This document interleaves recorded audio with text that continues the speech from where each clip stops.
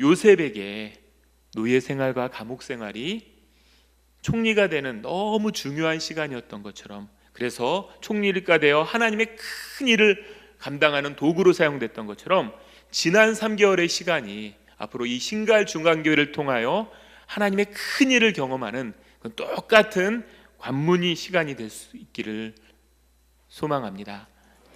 그렇게 되기 위해서 이제 우리는 어떻게 해야 할 것인가? 내가 무엇을 이루는 것이 아니라요, 하나님께서 나를 통하여 일하실 수 있도록 우리는 순종해야 합니다. 우리의 생각, 우리의 마음, 우리의 행동을 하나님께 맞춰가야 되는데요, 오늘 본문을 통하여서 우리가 어떻게 그 길을 걸어가야 할지 한번 생각해 보도록 하겠습니다. 오늘 우리가 읽은 산상수훈, 마태복음 5장은요 산상수훈이라 하고요, 예수님을 믿는 사람들이 어떤 사람인가를 보여주는 내용입니다. 많이 설교를 들으셨을 텐데 그리스도인은 어떤 사람이다라고 본문에서 이야기하죠. 세상의 소금과 빛, 세상의 소금, 세상의 빛이다라고 이야기를 합니다.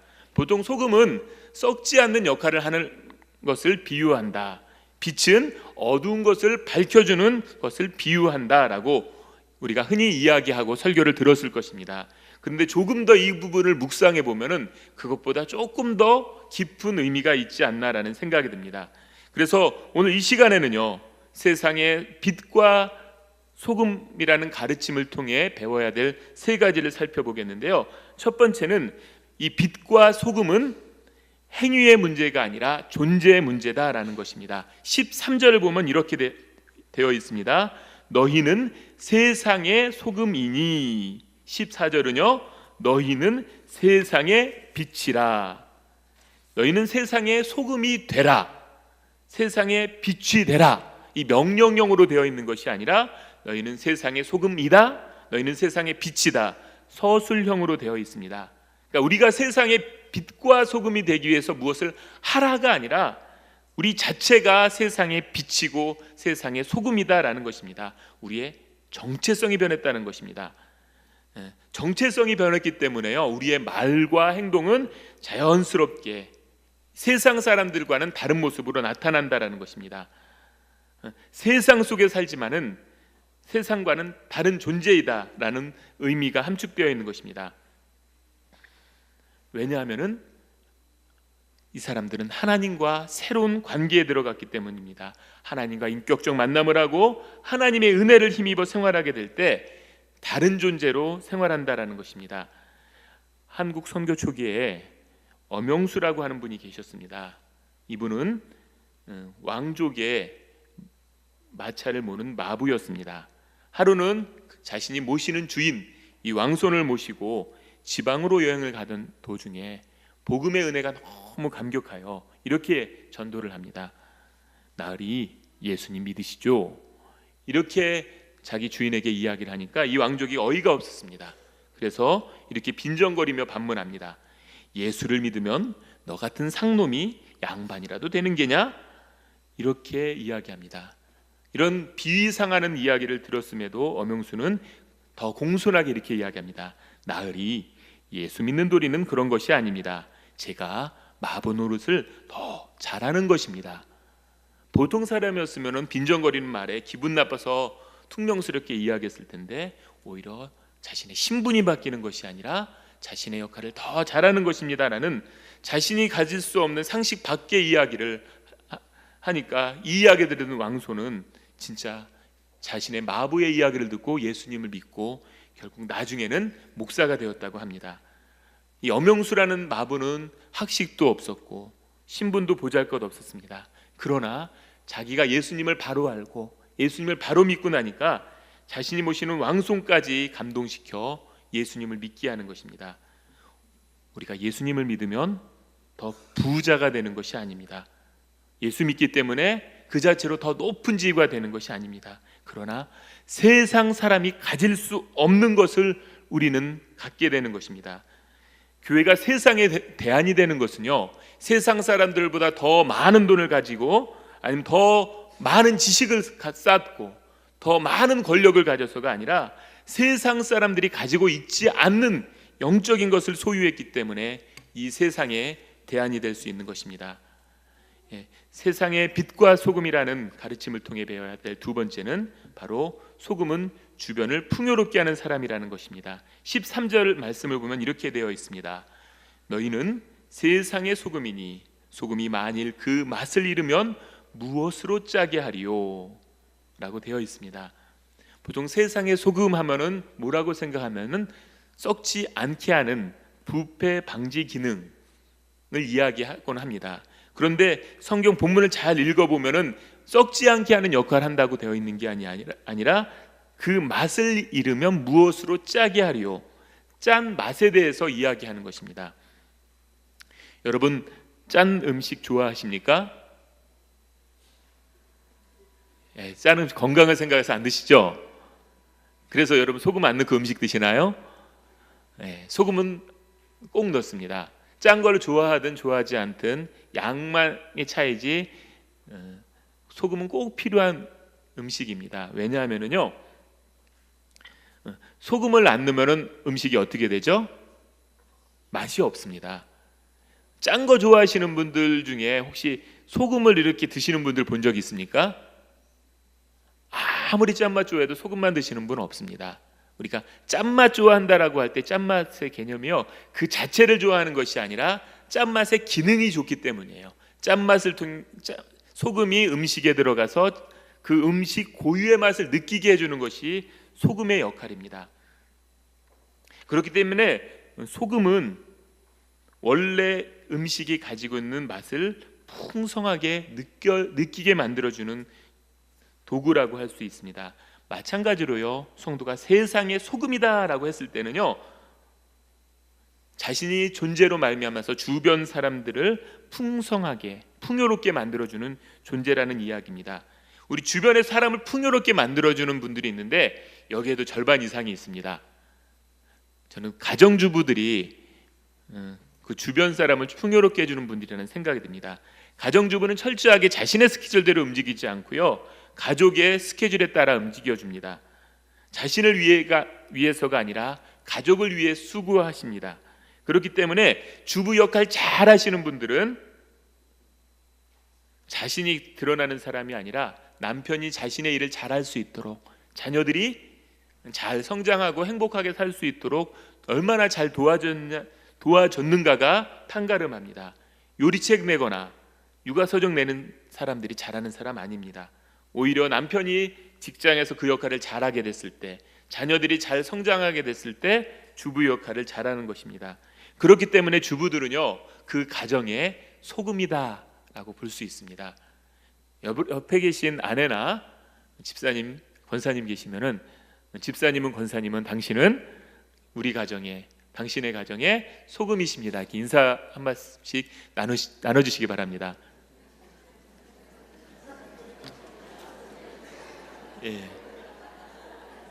남자들끼리는 어색하죠? 이런 주부의 역할과 가장 비슷한 역할이 저는 목사의 역할이 아닌가라고 생각합니다. 목사가 자신의 역할을 잘하면요 목사 자신이 존재감이 드러나는 사람이 아닙니다. 오히려 목사가 잘 그 역할을 했다라는 것은 목사가 섬기는 성도들이 유익을 얻고 하나님 안에서 풍성함을 경험하게 될 때 목사가 자신의 역할을 잘한 것입니다. 제 생각이 아니고요 성경에 그렇게 기록되어 있습니다. 데살로니가전서 2장 19절 20절에 이렇게 되어 있는데요 사도 바울이 데살로니가 교인을 향해 이렇게 이야기합니다. 우리의 소망이나 기쁨이나 자랑의 면류관이 무엇이냐? 그가 강림하실 때 우리 주 예수 앞에 너희가 아니냐? 너희는 우리의 영광이요 기쁨이니라. 사도 바울은요 데살로니가 교인들을 보며 너희가 나의 영광이고 나의 기쁨이다 라고 이야기합니다. 사도 바울이 영광과 기쁨으로 생각하는 것은 자신의 명예가 아니었습니다. 책을 많이 쓴 것도 아니었습니다. 실제로는 많이 썼습니다. 신약 성경의 절반 썼습니다. 그러나 그것을 자신의 영광이라고 하지 않습니다. 자신이 세운 교회가 대형 교회가 되는 것도 아니었습니다. 사도 바울은 철저하게 데살로니가 성도들 그 자체가 자신의 영광이고 하나님의 기쁨이라고 이야기합니다. 왜 영광이요 기쁨이 되었냐면요 앞부분에 이렇게 되어 있습니다. 데살로니가전서 1장 6절 8절에 이렇게 나와 있습니다. 너희는 많은 환난 가운데서 성령으로 성령의 기쁨으로 말씀을 받아 우리와 주를 본받는 자가 되고 모든 믿는 자의 본이 되었다. 너희 믿음의 소문이 각처에 퍼졌다. 뭐냐면요, 하나님의 말씀을 잘 받아들이고 그리고 믿음의 선배들의 본받아서 살려고 하고, 그래서 자신 스스로가 믿음의 본이 되고 그 믿음의 소문이 각처에 퍼진 것을 보면서 사도 바울은 그것이 데살로니가 성도들이 자신의 기쁨이고 영광이라고 표현하고 있는 것입니다. 그렇기 때문에 목사는 자신을 드러내는 사람이 아닙니다. 자신의 성도들이 신앙 안에서 잘 성장하고 하나님 안에서 행복할 수 있도록 돕는 사람입니다. 그래서 목회자의 평가는 설교에 있는 것도 아니고요, 성도 숫자에 있는 것도 아니고요, 출판한 책 숫자에 있는 것도 아니고요, 그 성도들에게 있습니다. 그 성도들이 얼만큼 하나님의 사람인가, 하나님 안에서 얼마나 행복한가, 이것이 목회자의 평가 기준이 되어야 합니다. 많은 성도님들이 열심히 기도해 주셔서 청빙 절차가 마무리가 잘 되었습니다. 저도요, 제가 주일 날인데 10년 다니던 분당 우리 교회가 아니고 다른 교회에서 예배드린다라는 게 저도 믿겨지지 않습니다. 그런데 너무나 저는 이 자리에 서 있는 게 감사한데요, 굉장히 부담스러웠습니다. 너무나 기대를 많이 하신다는 거예요. 그래 큰일 났다, 어떻게 해야 되나 이러는데, 제가 그 부담을 갖고 기도하는 가운데 하나님께서 부담을 싹 가져가시는 그런 마음을 주셨습니다. 이게 뭐냐면요, 성도님들이 나에게 기대하는 게 아니라 목회자를 통해 일하실 하나님을 기대하게 하면 되지, 사람은 다른 사람을 지속적으로 기쁘게 하거나 행복해 줄 만한 능력이 없습니다. 저도 그렇고요, 여기 어떤 탁월한 목사님이 서 있어도 그 역할을 할 수 없습니다. 왜냐하면요, 사람이기 때문에. 그렇기 때문에 우리가 믿어야 될 대상은 사람이 아니고요, 바로 하나님이 되어야 됩니다. 앞으로 저에 대한 기대를 접으시고요, 저를 통해 일하실 하나님, 그 하나님을 만나고 그 하나님을 경험하는 것에 우리의 기대를, 포커스를 맞췄으면 좋겠습니다.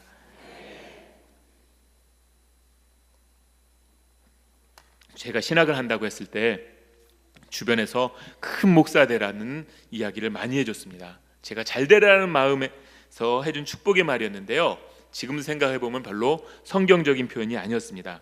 저는 그런 이야기 들을 때마다 속으로 생각했습니다. 내 키가 180이 넘는데 나는 분명히 키 큰 목사지, 이렇게 생각을 했었습니다. 최근에 저는 스스로 다짐하는 말이 무엇이냐면은, 하나님께서 나를 부르신 것은 성공하라고 부르신 것이 아니라 순종하라고 부르신 것이다. 나는 성공을 위해서 사는 사람이 아니라 하나님께 충성하기 위해 사는 사람이다. 저는 항상 이 말을 제 가슴속에 새기면서 살아가려고 합니다. 왜냐하면은 제가 세속적 성공을 위해 사는 순간 저는 그 자체로 목회자로 실패한 것이기 때문입니다. 제 목회의 성공은 세속적 성취에 있는 것이 아니라 하나님께서 부르신 곳에서 순종하고 충성하는 것입니다. 그리고 그 순종과 충성이 섬기는 성도들이 하나님을 만나고 그 안에서 바르게 행복하게 살아가도록 하는데 제 목회에 성공이 있다라고 생각합니다. 제가 우리 교회에 와가지고요, 한 가지 이렇게 마음에 걸렸던 게 있었습니다. 뭐냐면은 주차장에 있는데 담임 목사께 지정석 해가지고 써붙여 있더라고요. 저는 거기에다 차를 못 댔어요. 왜냐하면은 담임 목사는 그런 거로 특별 대우를 받아야 될 존재는 아니라고 생각합니다.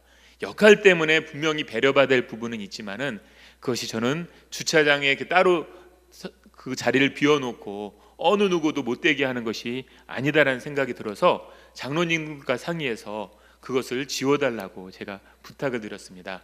혹시 다음 주에 그 담임 목사 지정석 해가지고 그것이 지워져 있으면은 장로님들이 저를 미워해서 지워놓은 것이 아니라 제가 부탁한 거니까 여러분 오해 안 하셨으면 좋겠습니다. 그런데 이것은요, 목사에게만 해당하는 것이 아닙니다. 모든 그리스도인들에게 동일하게 해당합니다. 왜냐하면은 하나님께서 우리를 하나님의 자녀로 부르신 것은 세속적 성공을 위해 부르신 것이 아닙니다. 이 땅에서 하나님이 원하시는 것을 원하고 하나님이 기뻐하시는 것을 기뻐하면서 순종하는 사람이 되라고 부르셨습니다. 그 순종을 통해서 먼저 자신이 하나님의 부유함을 경험하고 그 부유함으로 말미암아 주변 사람을 풍요롭게 만드는 것, 이것이 하나님이 우리를 자녀로 부르신 목적입니다. 그리고 이렇게 살아가는 것이 우리 그리스도인의 성공입니다. 세상의 빛과 소금이라는 가르침을 통해 배워야 될 세 번째는 빛은 주변을 드러나게 하는 사람이다 라는 것입니다. 14절부터 16절 말씀을 제가 다시 읽습니다. 너희는 세상의 빛이라. 산 위에 있는 동네가 숨겨지지 못할 것이요 사람이 등불을 켜서 말 아래에 두지 아니하고 등경 위에 두라니 이러므로 집안 모든 사람에게 비치느니라. 이같이 너희 빛이 사람 앞에 비치게 하여 그들로 너희 착한 행실을 보고 하늘에 계신 너희 아버지께 영광을 돌리게 하라. 빛의 역할은 어둠을 물러나게 하는 것입니다. 어두웠을 때는요 아무것도 보이지 않는데 빛이 비치는 순간 어떤 형체가 보이고 색상이 구분됩니다. 꼭 필요한데요, 꼭 필요하기 때문에 빛이 나타나면 빛을 쳐다보고 있는 사람이 있을까요? 없죠. 태양을 쳐다보고 사는 사람이 있습니까? 쳐다보면 실명에 대해서 그대로는 아무것도 못 봅니다. 태양이 필요한 것은 태양을 쳐다보기 위해서 있는 것이 아니라 태양으로 말미암아 다른 형체와 사물을 구분하기 위한 것입니다. 우리 전등이 있는 이유는요, 전등 예쁘게 생겼다 쳐다보기 위한 것이 아니라 그 빛을 통해 사물을 분별하기 위한 것입니다. 마찬가지로요, 우리 그리스도인들이 세상의 빛이다라는 것은 우리의 존재감을 많이 드러나는 존재가 아니라 하나님과 바른 관계를 통해 우리의 바른 행동과 삶의 기준이 무엇인가 이것을 보여주는 것, 그것이 드러나도록 하는 데 있는 것입니다.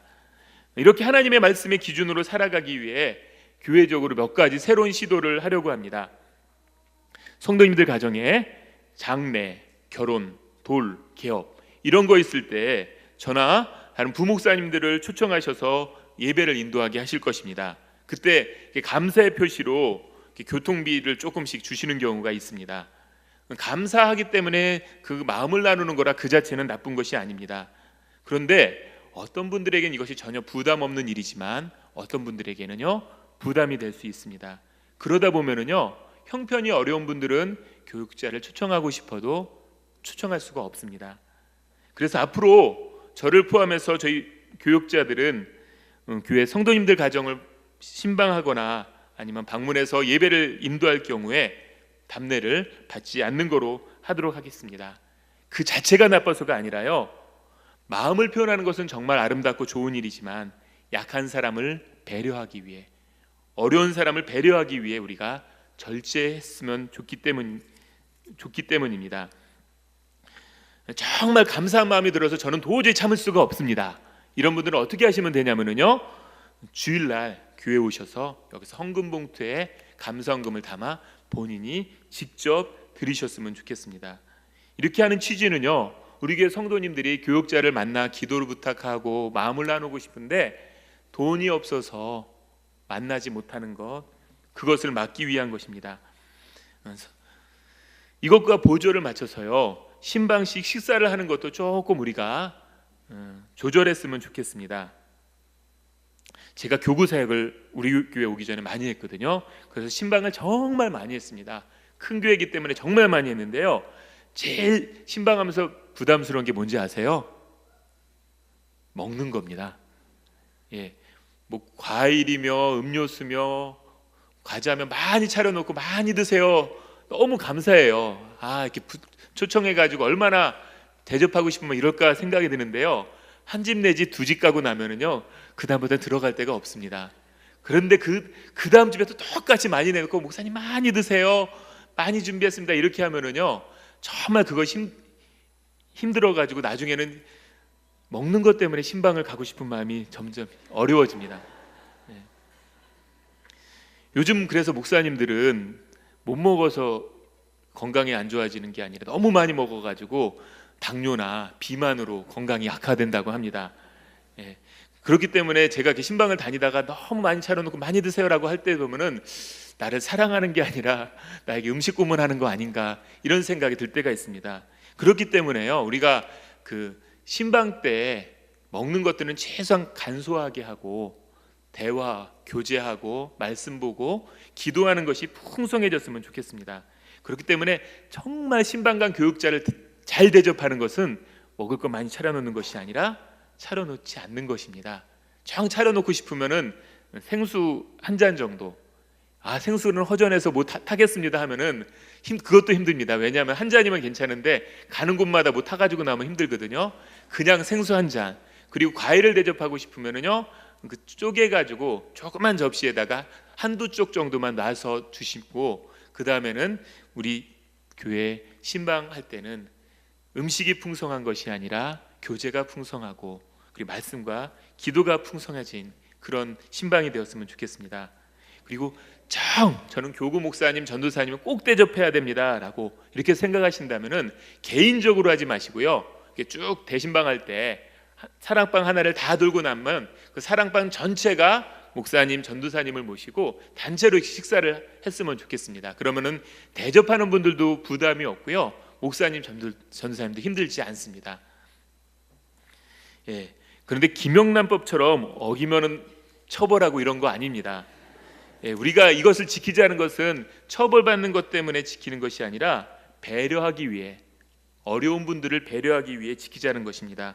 그래서 우리 교회는 돈 없어서 교회 다니기 힘들다, 이런 말 안 나오는 교회가 되었으면 좋겠습니다. 너무 신선한 충격이 될 수 있기 때문에 다시 정리해 드립니다. 뭐냐면은요, 우리 교회 성도님들 섬기는 일로 인해서 우리 교회 교육자들, 저를 포함해서 다른 교육자들이 추가적인 사례를 받지 않겠다라는 것입니다.